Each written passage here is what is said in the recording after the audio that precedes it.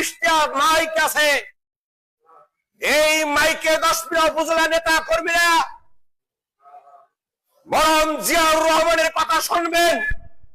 যে জিয়াউর রহমানের জন্ম না হলে বাংলাদেশ স্বাধীন হতো না, যে জিয়াউর রহমানের জন্ম না হলে বাংলাদেশের গণতন্ত্র ফিরে আসতো না, সেই জিয়াউর রহমানের শাহাদাত বার্ষিকীতেও আজকের এই ষড়যন্ত্রের তীব্র নিন্দা জানাই যে আমাদের বক্তব্য আমরা জনগণকে শোনাতে পারলাম না। প্রিয় লিডার, প্রধান অতিথি, জেলা থেকে এই ষড়যন্ত্র এর অবশ্যই দেখতে হবে যে কেন আজকে এই 3:30 থেকে এখন বিদ্যুৎ নাই। আমরা এর তীব্র নিন্দা জানাই।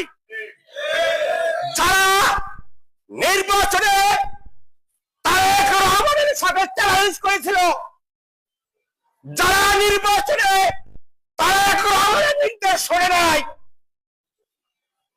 তাই এই ষড়যন্ত্রের মূল নায়ক।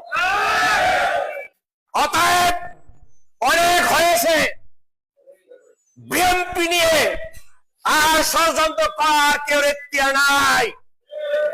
সারা বাংলাদেশে